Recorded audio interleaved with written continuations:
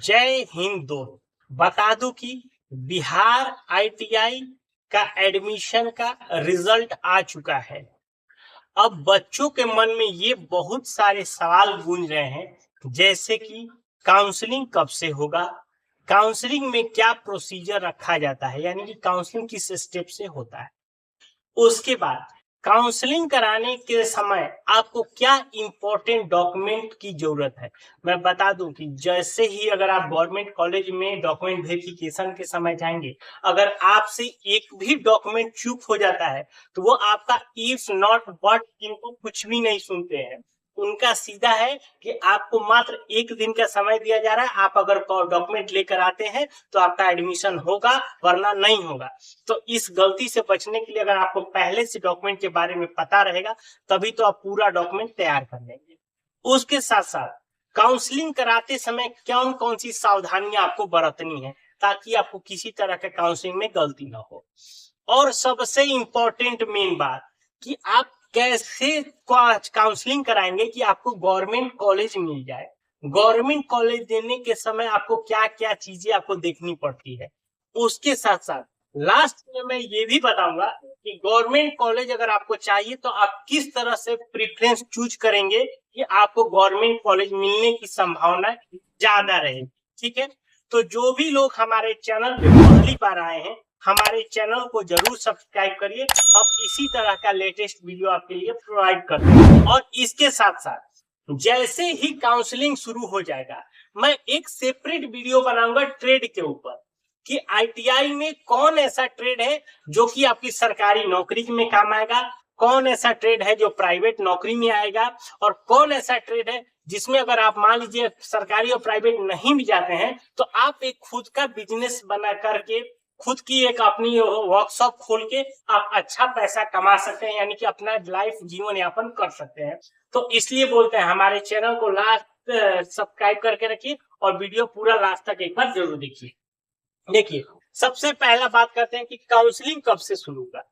देखिए, उम्मीद किया जा रहा है कि ये जून है, जून में 25 तारीख के आसपास ये काउंसलिंग शुरू हो जाएगा। जून में हो, लास्ट में हो जाए या जुलाई के फर्स्ट वीक तक, हर हाल में ये काउंसलिंग शुरू हो जाना है।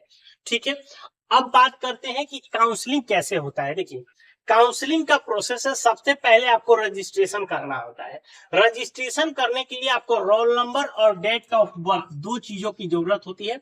जब इस दोनों के बाद आपको जो भी मोबाइल नंबर और ईमेल दिए थे उन दोनों में से किसी एक पे आप ओटीपी मंगवाकर आप इसको वेरीफाई करके पूरे रजिस्ट्रेशन को कंप्लीट कर लेंगे। रजिस्ट्रेशन जब कंप्लीट हो जाएगा तब आएगा आपका चॉइस फिलिंग, मतलब कि आपको अपना कॉलेज और ट्रेड चूज करना। तो इसमें देखिए, सबसे पहला काम होता है कॉलेज चूज करना। ठीक, आगे मैं बताऊंगा कि आपको कॉलेज किस तरह चूज। उसके बाद ट्रेड सिलेक्शन। ट्रेड सिलेक्शन मतलब कहने क्या होता है कि जैसे ट्रेड होता है, फिटर होता है, इलेक्ट्रीशियन होता है, डीजल मैकेनिक होता है, कोपा होता है। तो आपको किस तरह से आपको ट्रेड की चूज करनी है, यानी कि ध्यान रखिएगा ऐसा भी सिस्टम आएगा कि आपको क्या करना है, पहले कॉलेज देना है। हो सकता है कॉलेज के अंदर 4-5 ट्रेड हो तो चारों पांचों को ट्रेड भी दीजिएगा। उसके बाद अगर आपका मन है कि नहीं मेरे को प्रीफरेंस में पहले एक, जैसे किसी को इलेक्ट्रीशियन में मन है तो पहले सारे कॉलेज में इलेक्ट्रीशियन भरिएगा। वो सारी चीजें आपको एक सब चीजें देखनी है। प्रीफरेंस ऑर्डर बहुत ही जरूरी है। कॉलेज और ट्रेड दोनों को मिक्सअप करके आपको अपना ये प्रीफरेंस भरना बहुत ही जरूरी है। अब ये नहीं कि एक या दो कॉलेज हम भर दिए और एक या दो ही ट्रेड में अगर हम डालते हैं तो हो सकता है कि आपका लिस्ट में नाम ना आए, आपको एडमिशन नहीं मिल सकता है। जब तक से आपका लिस्ट में नाम नहीं है आपका एडमिशन नहीं हुआ। तो इन सब जितियों से बचने के लिए आपको पोस्ट प्रीफरेंस और कॉलेज मिलाकर एक ठीक ठाक आपको भर। उसके बाद देखिएगा चॉइस लॉक, आप जब भर लेंगे तो इसको भैया प्रोफाइल को लॉक करना पड़ता है।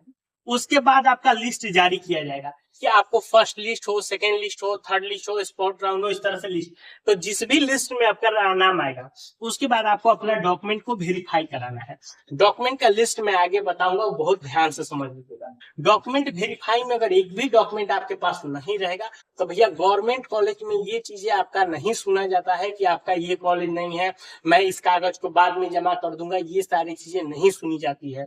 पहले भी ये इस तरह से देखा गया है, जो पिछले साल के जो बच्चे थे उनके पास एक दो कागज नहीं ले जाने की वजह से उनका एडमिशन नहीं हो पाया। तो ये सब चीजों को गलती नहीं करनी है। उसके बाद जब उसका जो भी कॉलेज का फीस होगा, आपको कॉलेज का फीस जब पेड कर देंगे तब आपका फाइनल एडमिशन माना जाएगा। अब देखिए बात कर लेते हैं डॉक्यूमेंट्स का। सबसे पहले ये देखिए 10 डॉक्यूमेंट्स है, या तो इसको स्क्रीनशॉट मार लीजिए, ठीक है, नहीं तो आप इसको नोट डाउन भी कर लीजिए। सबसे पहला लिस्ट आईटीआई का एडमिट कार्ड। बहुत लोगों एग्जाम देने के बाद एडमिट कार्ड कहाँ रख देते हैं पता नहीं होता, क्योंकि दोबारा नहीं निकलता। ऐसा नहीं होना चाहिए, आपका एडमिट कार्ड वहां लगेगा।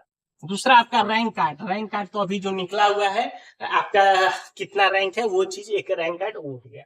तीसरा काउंसलिंग रजिस्ट्रेशन स्लिप। जब आप चॉइस फिलिंग करेंगे तो उस समय एक रजिस्ट्रेशन स्लिप निकलेगा, वो स्लिप आपका जरूरी है। और चौथा सीट अलॉटमेंट लेटर। किस कॉलेज में आपको कौन सा ट्रेड मिला हुआ है उसका सीट अलॉटमेंट लेटर बोलते हैं, वो चीजें आपको जरूरी है। ये 4 शुरुआती बहुत ही इंपॉर्टेंट डॉक्यूमेंट्स है। उसके बाद आपका 10th का मार्कशीट हो गया। उसके बाद निवास प्रमाण पत्र। उसके बाद SC ST को जाति लगेगा, ईडब्ल्यूएस वाले ईडब्ल्यूएस देंगे, ओबीसी वाले ओबीसी देंगे। जिस भी कैटेगरी में अगर आपने फॉर्म भरा है वो कैटेगरी का आपका सर्टिफिकेट होना चाहिए। उसके बाद ध्यान रखिएगा सबसे एक इंपॉर्टेंट चीज, स्कूल लिविंग सर्टिफिकेट जिसको हम TC बोलते हैं। ये ध्यान रखिएगा, ये हर हाल में आपको ओरिजिनल कॉपी ही चाहिए। इसका जीरोक्स कॉपी या मैं बाद में दे दूंगा, TC अभी नहीं मिला है स्कूल से, वो लोग नहीं सुनते हैं। मैं फिर से बोल रहा हूँ, अपना स्कूल लिविंग सर्टिफिकेट एकदम तैयार रखिएगा। इसमें कि वो लोग किसी तरह के कोई भी सुनवाई नहीं करते। अगर आप गवर्नमेंट कॉलेज में खास कर जा रहे हैं डॉक्यूमेंट वेरिफिकेशन कराने, अगर TC आपके पास ओरिजिनल नहीं है तो आपके एडमिशन नहीं मान्य होगा, वो लेंगे ही नहीं। सीधा सीधी कहेंगे आप लेके आइए TC, तभी आपके डॉक्यूमेंट देखा जाएगा। उसके बाद फोटो कम से कम 6 फोटो या 12 फोटो अपना भैया बनवा लीजिए, क्योंकि वहां पे फॉर्म भरने में थोड़ा फोटो लगता है। और आधार कार्ड, ये 10 डॉक्यूमेंट्स आपको एकदम तैयार करके रखने हैं, एकदम ध्यान रखिएगा। ये गवर्नमेंट कॉलेज के लिए भैया सबसे इंपॉर्टेंट चीज है कि डॉक्यूमेंट वेरिफिकेशन में एक भी डॉक्यूमेंट मिस नहीं होना चाहिए। और एक और साथ के साथ जो आपने शुरुआत में ऑनलाइन किया था तो वो ऑनलाइन वाला स्लिप देखिए, उसमें देखिएगा कि उसके बाद पार्ट 1 पार्ट B करके 2 फॉर्म निकलता है, वो फॉर्म भी आप साथ में जरूर रखिएगा, उसकी भी जरूरत पड़ती है। अब देखिए काउंसलिंग कराते समय थोड़ा सा क्या क्या सावधानियां बरतनी है ये समझ लीजिए। केवल गवर्नमेंट कॉलेज नहीं डालना है। अब देखिए अब बहुत सारे बच्चे क्या करते हैं, भले उनका रैंक कम होता है लेकिन वो क्या करते हैं कि भैया उनके दिमाग में गवर्नमेंट कॉलेज लेना है, तो क्या करेंगे केवल गवर्नमेंट कॉलेज डाल के छोड़ देंगे। तो अगर आप केवल गवर्नमेंट कॉलेज डाल के छोड़ देंगे, अगर आपका लिस्ट में नाम नहीं है तो भैया आपका एडमिशन नहीं होगा। इसलिए भी केवल गवर्नमेंट कॉलेज डालना ये आप मत सोचिए। हाँ, अगर रैंक आपका बहुत ही अच्छा है तब तो बात अलग हो गई, लेकिन आपका रैंक कोई खास अच्छा नहीं है तो आप गवर्नमेंट प्लस प्राइवेट दोनों को मिला के अपना, और साथ में ट्रेड भी, ये भी चीजें आप लोग देख के भरिएगा। दूसरा चॉइस लॉ। देखिए बहुत सारे लोग क्या कर देते हैं कि यहाँ पे ये चॉइस फिलिंग सब कुछ कर देंगे, प्रीफरेंस ऑर्डर कर देंगे और फॉर्म को लॉक करना नहीं। अगर आप लॉक नहीं करेंगे तो आपका भैया फॉर्म काउंसलिंग आधा अधूरा माना जाएगा, फिलअप नहीं होगा है। तो इसीलिए आप चॉइस लॉक जरूर करेंगे। डॉक्यूमेंट करेक्टेड, भैया जो भी ये लिस्ट में डॉक्यूमेंट्स है इसको पहले से तैयार रखिएगा। जो भी डॉक्यूमेंट किसी मिसिंग है या कुछ गलत है, खासकर आधार में नाम, मैट्रिक्स में नाम, डेट ऑफ बर्थ, ये सारी चीजें आपका सब सेम होना चाहिए, किसी भी तरह का कोई गलत नहीं होना चाहिए। ये सारी चीजें आप पहले देख, अगर मान लीजिए कोई चीज गलत है भैया उसके बिहाफ पे आप एफिडेविट पहले ही बनवा लीजिएगा। मान लीजिए क्योंकि आजकल देखा जा रहा है बहुत बच्चों का 10th के मार्कशीट का डेट ऑफ बर्थ या नाम या आधार का नाम डेट ऑफ बर्थ अलग रह रहा था, उस केस में भैया आप अपना कोर्ट से एफिडेविट बनवा लीजिएगा। उसके बाद केवल एक ट्रेड को न चुने। मैं वही बोल रहा था कि अगर आप जैसे मान लीजिए किसी ने आपको बोल दिया है कि एक काम करिए इलेक्ट्रीशियन ले लियो ITI में, बहुत बढ़िया भाई सरकारी नौकरी मिल जाएगा, तो आप ये नहीं कि केवल इलेक्ट्रीशियन ही भर दिए बाकी आपने ट्रेड को नहीं भरा, इस तरह की भी गलती नहीं करनी है। हाँ, इलेक्ट्रीशियन यदि आपका मन में है तो इलेक्ट्रीशियन पहले भरिए, लेकिन उसके बाद वाला जैसे फिटर है, वेल्डर है, उन चीजों को भी आप भरिए। अगर आप नहीं भरते हैं तो आपका लिस्ट में नाम आने की संभावना कम हो जाती है। ठीक है, अब जो मेन बात आता है जिसका सब लोग को इंतजार है कि भैया हम कैसे करें कि हमको गवर्नमेंट कॉलेज मिल जाए।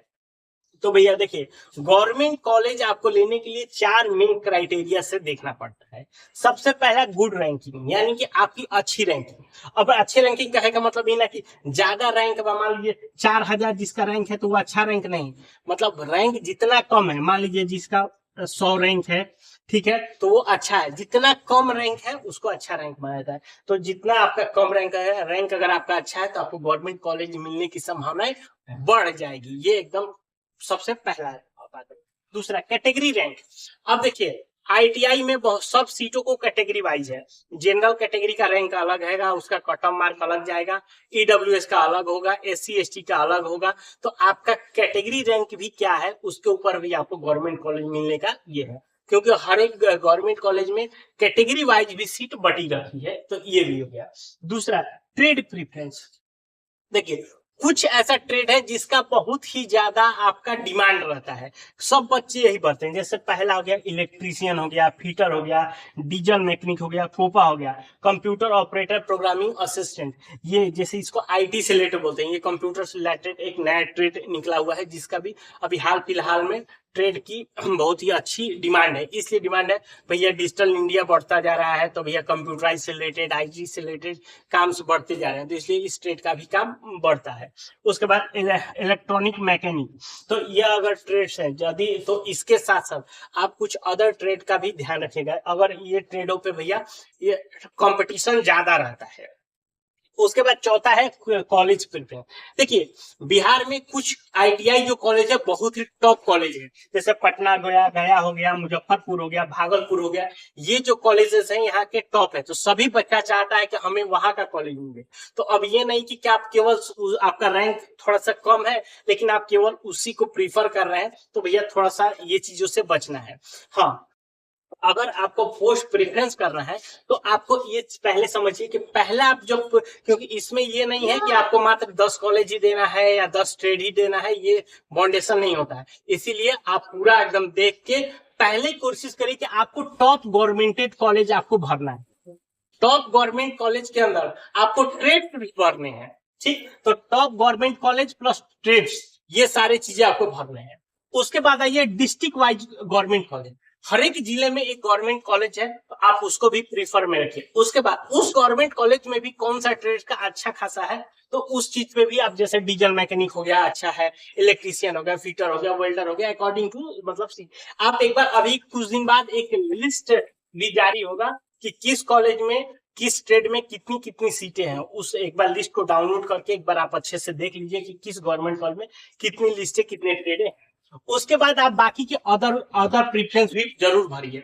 अब डिस्ट्रिक्ट वाइज हो गया। अब मान लीजिए कुछ कुछ प्राइवेट कॉलेज में भी अच्छा खासा होता है, तो इसके अलावा भी अगर कोई आपके मन में और डाउट है तो हमें नीचे कमेंट करके जरूर पूछिए। और मैं फिर से बोल रहा हूँ, हमारे चैनल को सब्सक्राइब करके रखिए। हम इसके ऊपर एक ट्रेड के ऊपर बहुत ही इंपॉर्टेंट वीडियो लाने वाले हैं, उसका अभी रिसर्चिंग चल रहा है। जैसे ही काउंसलिंग शुरू हो जाएगा तभी मैं उस वीडियो का लाऊंगा, नहीं तो पहले अगर ला दिया तो बच्चे क्या करेंगे, चीजों को भूल जाते हैं। तो जैसे ही काउंसलिंग शुरू होगा उसके ऊपर वो डिटेल वीडियो लाने वाले।